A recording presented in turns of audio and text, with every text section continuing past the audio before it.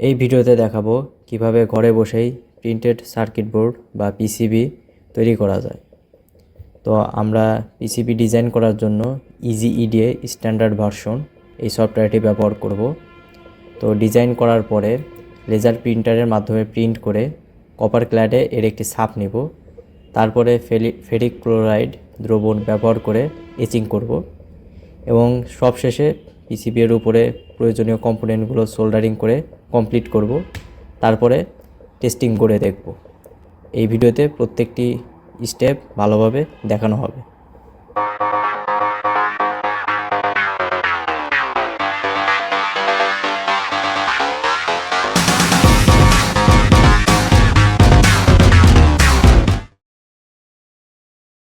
তো আমরা যেটি তৈরি করব তা হলো একটি ডুয়াল পাওয়ার সাপ্লাই। অনলাইনে এর বিভিন্ন সার্কিট পাওয়া যাবে। তো আমার এই সার্কিটটি পছন্দ হয়েছে, আমরা এটি ব্যবহার করব। তো এখানে প্রথমেই এই স্টেজে একটি স্টেপ ডাউন ট্রান্সফরমার ব্যবহার করা হয়েছে। তো আমরা পিসিবিতে এখানে একটি কানেক্টর ব্যবহার করব ট্রান্সফরমারের কানেকশনটি দেওয়ার জন্য। তারপরের স্টেজে একটি ফুল ব্রিজ রেকটিফায়ার রয়েছে। এরপরে আমরা এখানে একটি 7812 ভোল্টেজ রেগুলেটর আইসি দেখতে পাচ্ছি এবং এই নেগেটিভ সাপ্লাইয়ের দিকে 7912 এর একটি ভোল্টেজ রেগুলেটর আইসি দেখতে পাচ্ছি এবং এই কয়েকটি স্টেজে ক্যাপাসিটিভ ফিল্টার ব্যবহার করা হয়েছে এবং এখান থেকে আমরা পজিটিভ 12 ভোল্ট এবং এখান থেকে নেগেটিভ 12 ভোল্ট পাব। তো এই স্কিমেটিকটি আমরা ইজিইডিএতে ডিজাইন করব। তো প্রথমে আমরা একটি নিউ প্রজেক্ট ওপেন করব।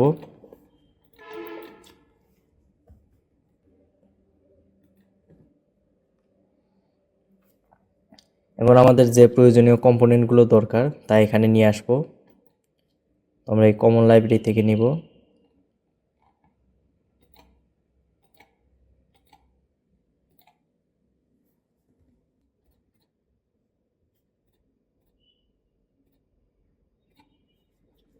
তো আমাদের এই কম্পোনেন্টগুলো চুজ করার ক্ষেত্রে একটা বিষয় খেয়াল রাখতে হবে যে কম্পোনেন্টের সাইজগুলো যেন আমাদের আসল সাইজের সাথে মিলে যায়। তা না হলে কিন্তু আমরা কম্পোনেন্টটি বসাতে পারবো না। যেমন এখান থেকে যদি আমরা একটি ক্যাপাসিটর সিলেক্ট করি, তো এখানে আমাদের বিভিন্ন ডাইমেনশনের ক্যাপাসিটর দেখাচ্ছে। তো আমাদের বাস্তবে যে ক্যাপাসিটরটি আছে ওটির সাথে মিলে আমরা ডাইমেনশন সিলেক্ট করব।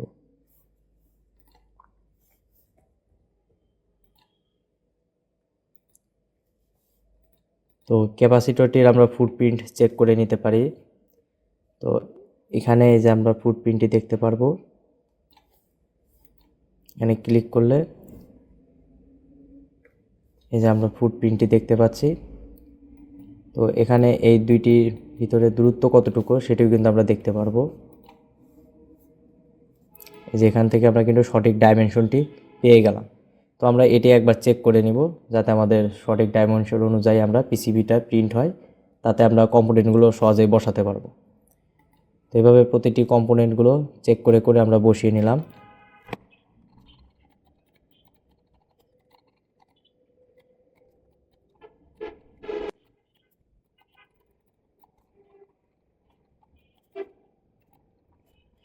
তো সকল কম্পোনেন্টগুলো নেওয়া হয়ে গেলে আমরা এই সার্কিট ডায়াগ্রামটি দেখে দেখে কানেকশন সম্পূর্ণ করব।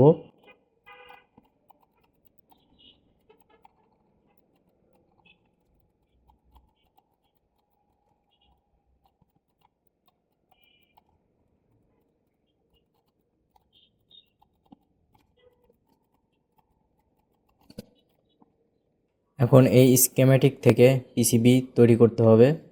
তো এজন্য আমরা কনভার্ট স্কিমেটিক টু পিসিবি এটা ক্লিক করব। আমরা পিসিবিটির সাইজ দিয়ে দিচ্ছি।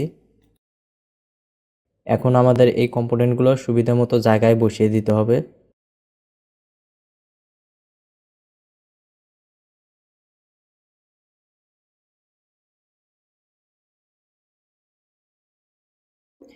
এখন সকল কম্পোনেন্টগুলো সঠিকভাবে প্লেসমেন্ট করা হয়ে গেলে আমরা রাউটিং শুরু করব।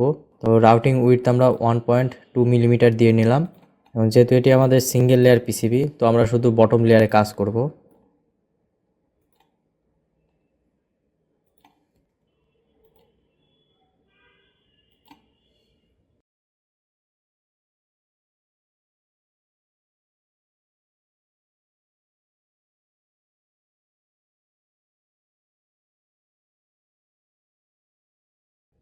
এটা আমাদের পিসিবিটির ডিজাইন কিন্তু কমপ্লিট।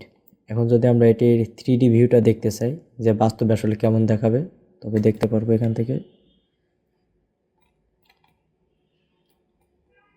তো এই যে আমাদের সার্কিটটি কিছুটা এমন হবে। তো এখন এই ফাইলটি সেভ করা শেষে আমরা এক্সপোর্ট করব। তো এখানে আমরা এক্সপোর্ট অ্যাজ পিডিএফ দিব। প্রথমে আমরা বটম লেয়ারটি প্রিন্ট করব, যেটির উপরে কপার বসবে।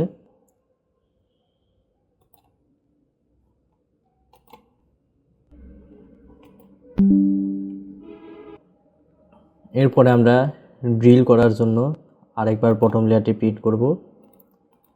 তো এটি আমরা ট্রেসিং পেপারে প্রিন্ট করে নেব এবং এটি কিন্তু মিরর হবে। আবার আমরা যে টপ সিল্ক লেয়ার আছে, যে টেক্সটগুলো আছে, সেগুলো প্রিন্ট করে নিব। তো আমাদের টপ সিল্ক লেয়ার এটি কিন্তু আমরা মিরর করে নিব।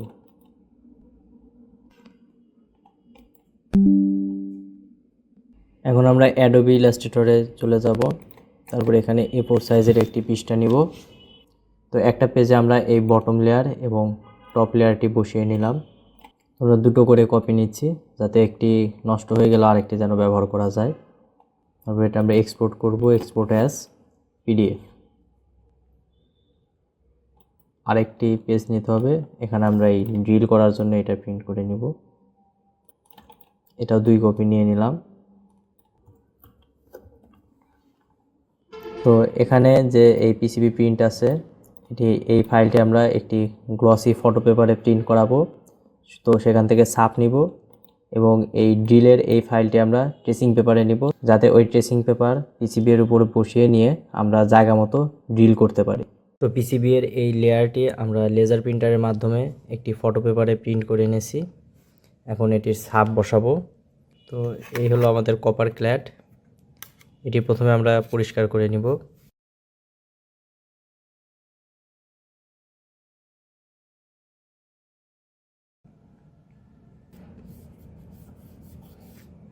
আমরা এখান থেকে এই বটম লেয়ারের এই অংশটুকু কেটে নিচ্ছি।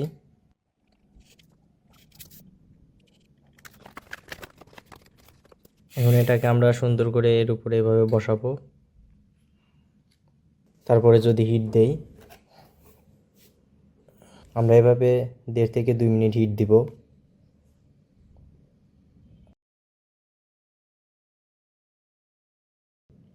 আশা করি আমাদের পর্যাপ্ত হিট দেওয়া হয়ে গেছে। এখন এটাকে ধীরে ধীরে উঠাবো। খেয়াল রাখতে হবে এটা কিন্তু অনেক গরম।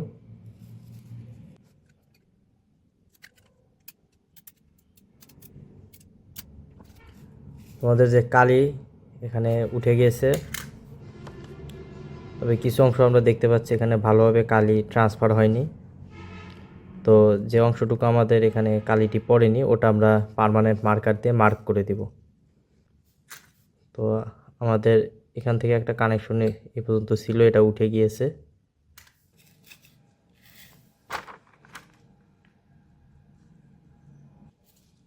তো এইখানে আমাদের কালিটি আসেনি, এটি আমরা মার্কারের মাধ্যমে করে দিব।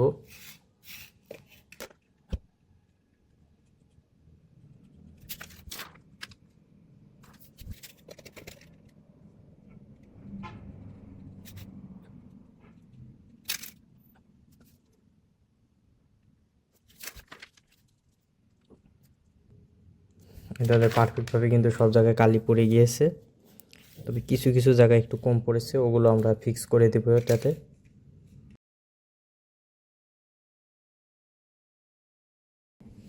এখন আমি হ্যাকসঅ ব্লেডের মাধ্যমে এই দাগ বরাবর কেটে দিব।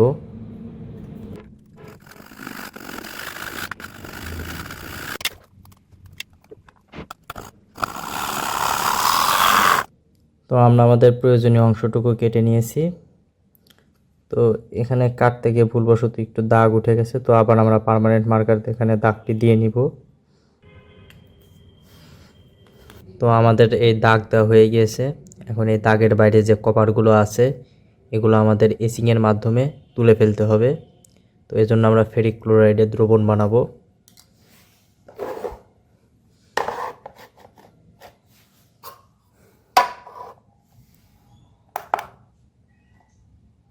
আমরা পরিমাণ মতো পানি নিয়ে নিচ্ছি।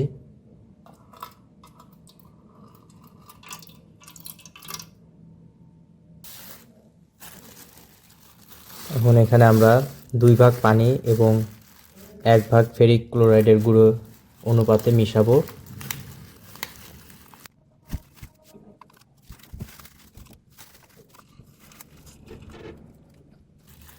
আমরা সম্পূর্ণ 2 ভাগ পানি এবং 1 ভাগ ফেরিক ক্লোরাইড দিয়ে দিয়েছি। এখন আমরা এই দ্রবণটিকে ভালোভাবে নাড়াবো। তো এই তো আমরা দেখতে পাচ্ছি সব ফেরিক ক্লোরাইড গুঁড়ো দ্রবীভূত হয়ে গিয়েছে। এখন আমরা এর ভিতরে আমাদের এই পিসিবিটিকে দিয়ে দিব।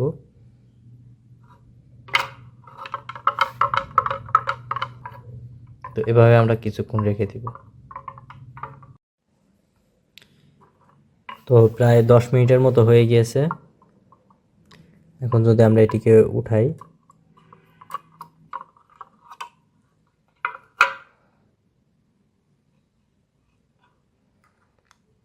তোমাদের আশেপাশের কভারগুলো কিন্তু উঠে গিয়েছে।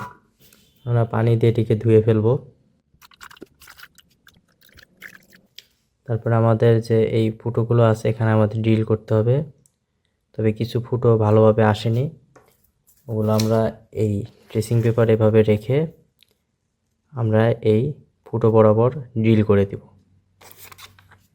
তো যেগুলো দেখা যাচ্ছে সেগুলো আগে ড্রিল করে নেই।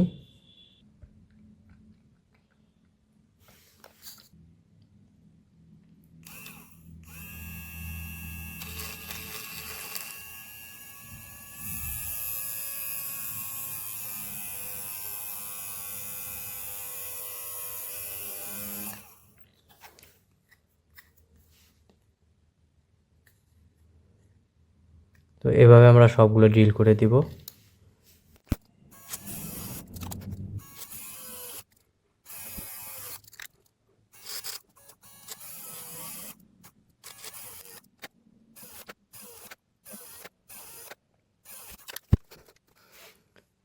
তো কিছু জায়গায় এমন হয়ে গিয়েছে যে ড্রিল কোথায় করতে হবে বোঝা যাচ্ছে না।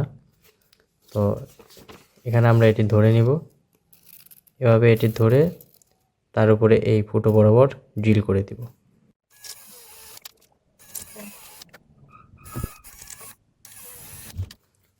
তখন আমরা দেখতে পাচ্ছি আমাদের সবগুলো ড্রিল কমপ্লিট। এখন আমাদের এই কালিগুলোকে স্যান্ড পেপার দিয়ে ঘষে ঘষে উঠাতে হবে। এই কালিগুলো না উঠলে আমাদের এখানে সোল্ডারিং করা যাবে না। তো আমরা স্যান্ড পেপার দিয়ে আস্তে আস্তে ঘষবো, বেশি জোরে ঘষা দিলে কিন্তু আবার কভার সহ উঠে আসবে।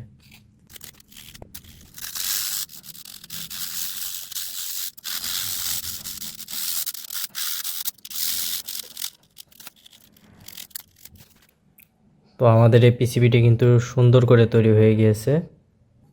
এখন এই পিসিবিটিতে আমরা এখানে টপ লেয়ার প্রিন্ট করাবো। আমরা এখান থেকে টপ লেয়ারের অংশটুকু কেটে নিচ্ছি। তো এই টপ লেয়ারটি এভাবে প্রিন্ট করাবো। তো আমরা এখানে 2-1টা ফুটা করে নিব যাতে আমরা এই ফুটো অনুযায়ী এভাবে অ্যালাইন করতে পারি ঠিকমতো।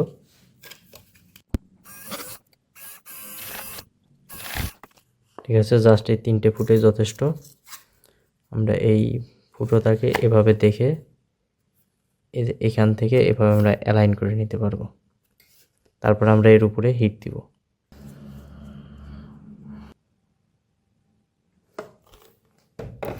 এতে এখন আমরা ধীরে ধীরে এটি উঠিয়ে নেব। তোমরা দেখতে পাচ্ছ আমাদের এই টপ লেয়ারটি খুব একটা ভালোভাবে প্রিন্ট হয়নি, তবে যেটুকু ছাপ পড়েছে এটুকু দিয়ে আমাদের কাজ চলে যাবে। এই টপ লেয়ার দেওয়ার উদ্দেশ্য হলো আমরা কোথায় কোন কম্পোনেন্টগুলো বসবে, কম্পোনেন্টগুলোর ডিরেকশন কোন দিকে হবে সেটা যেন ঠিক থাকে। তো এই পিসিবিতে সোল্ডারিং করার আগে আমাদেরকে এই প্রত্যেকটি লাইনগুলো টেস্ট করে দেখে নিতে হবে, কারণ যদি কোনো লাইনে সমস্যা থাকে তবে তা আগে ধরা পড়লেই ভালো, কারণ সোল্ডারিং করা শেষে তা খুঁজে পেতে অনেক কষ্ট হয়ে যাবে।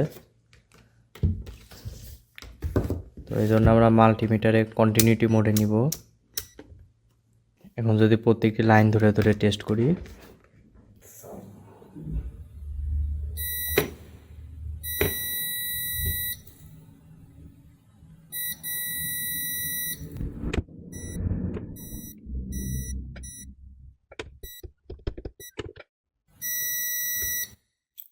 এ তো আমরা দেখতে পাচ্ছি এই লাইন থেকে এই পর্যন্ত কিন্তু আমাদের কানেকশন নেই, কিন্তু এই পর্যন্ত কানেকশন আছে। তো অবশ্যই এখানে সোল্ডারিং করে দিলে যখন পিন বসে যাবে এই দুটো কিন্তু কানেক্ট হয়ে যাবে, এটা কোনো সমস্যা না।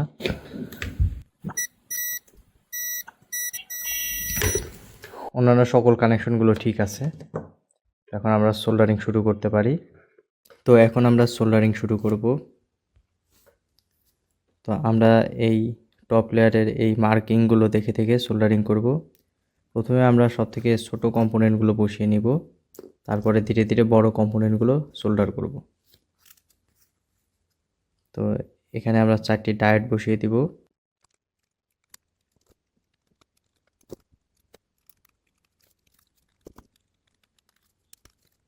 এতে আমরা প্রত্যেকটি ডায়োড সঠিক জায়গায় সঠিক ডিরেকশনে সঠিকভাবে বসিয়ে দিয়েছি।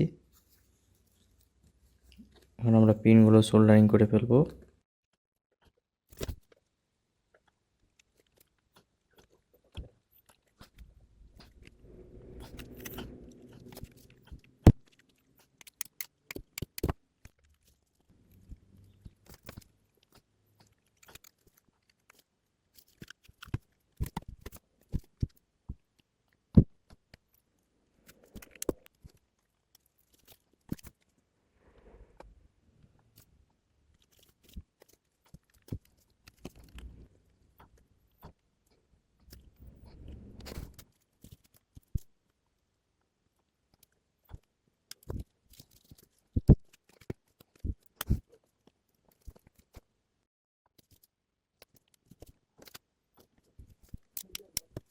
তো আমাদের সোল্ডারিংটি হয়ে গিয়েছে। আমরা দেখতে পাচ্ছি মোটামুটি ভালোভাবে সোল্ডার হয়ে গিয়েছে, কোনো জায়গায় শর্ট হয়নি। কিছু কিছু জায়গায় একটু সোল্ডার বেশি পড়েছে। যাই হোক, সোল্ডারিং এমনভাবে হতে হবে যেন প্রত্যেকটা কম্পোনেন্ট একবারে ডিউরেবলভাবে বসে যায়। এই সার্কিটটি যেন উপর থেকে কয়েকবার ফেলে দিলেও সঠিকভাবে যেন কাজ করে, এরকম ডিউরেবলভাবে বানাতে হবে। তো আমাদের এই 12 ভোল্টের ডুয়েল পাওয়ার সাপ্লাই সার্কিটটি রেডি। এখন আমরা একে টেস্ট করে দেখব যে এটি কেমন কাজ করে। তো এটির ইনপুটে আমরা এসি 12 ভোল্টেজ দিব। এজন্য আমরা স্টেপ ডাউন 12-0-12 একটি ট্রান্সফরমার ইউজ করব।